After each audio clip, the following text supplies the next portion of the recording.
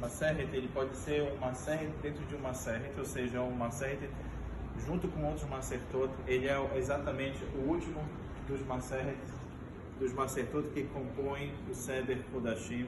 E o interessante é que ele trata exatamente sobre dois aspectos muito importantes dentro da nossa jornada, que se conecta ao Beit HaMikdash, que são as Midot, ou seja, as medidas, no caso as nossas medidas e as medidas do Beit HaMikdash, Rishon, Sheni, com Dieta de Ismael, Shelishi e Zeu.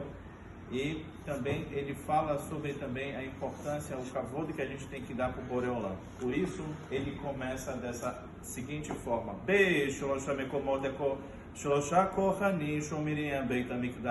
Então, exatamente, são três locais, os Kohanim, eles guardam o Beit HaMikdash.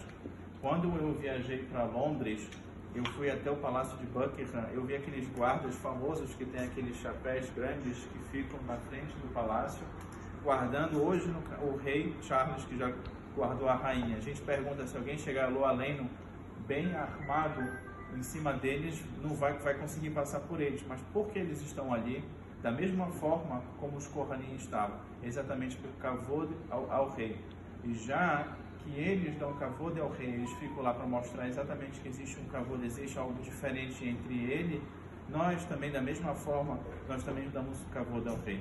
Hoje a gente faz isso através da tefilá e também através das medot kavod, através das boas ações, de dar um sorriso, de cumprimentar as pessoas, de fazer o bem, de nut hassadim, etc.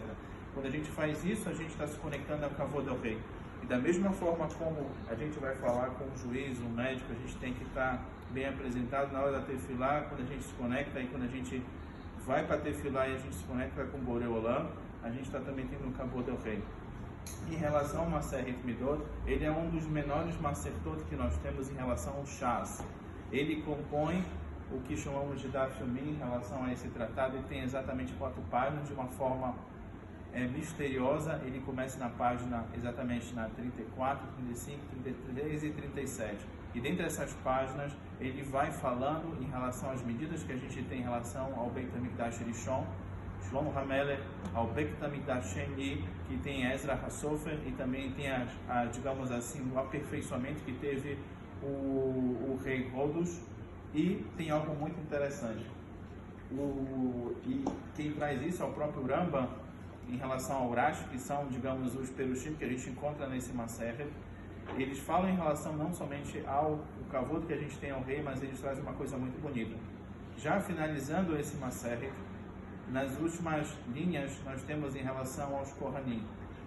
Claro que a gente entende que os Leviim também, que faziam parte de 21 locais que eles guardavam, mais 3 Kohanim, a gente tem em total 24. O Mismeret era composto exatamente de 24, no total 21 Leviim, 3 Kohanim, e 24 também a quantidade de tempo que nós temos em relação 24 horas, é a relação de tempo. Isso se refere como a Torá é perfeita. E em relação a isso, nós temos um dado muito interessante, uma questão de Mussar, uma questão ética.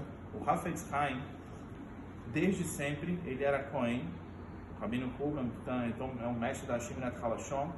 Ele nunca bebia, e ele deixava na frente da casa dele uma mala com roupas, porque como ele era Cohen, ele estava sempre pronto, se fosse chamado um Beit HaMikdash, para poder ir e ajudar em algum mérito.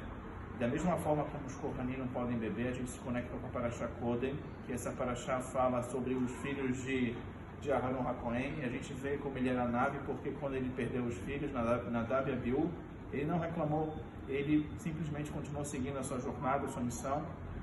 E a Hassedut Chabad, ela vai um pouco mais profundo nisso. A gente tem a opinião do Urash, que fala que não se pode beber quando vai entrar no Kodesh Kodashim. A gente tem a opinião dos Chachamei, que fala que eles não tinham Midot Tovot, eles escolhiam muito para poder casar, e por isso que também teve essa questão. Mas o Rebbe de Lubavitch fala pra gente que a verdade é que eles tinham uma alma tão elevada, tão forte, tão profunda em querendo se conectar com Hashem, que a alma conseguiu fazer esse processo de sair do corpo. Se vocês pegarem nos vídeos dos Rebeim, muitos dos Rebeim, inclusive o Rebbe de Lubavitch, ele segura algo físico para poder se conter aqui na Terra. E dessa mesma forma que a gente tem essa relação entre os mundos, e que com Desiata de Ismael, que em cada nossa ação, que seja agora que a gente vai fazer qual camirá, tudo que a gente vai agora exterminar o Hamet, e cada ação que a gente faz em relação à peça, que seja para aproximar ainda mais a vinda do Mashiach no Bemerá, bem amém.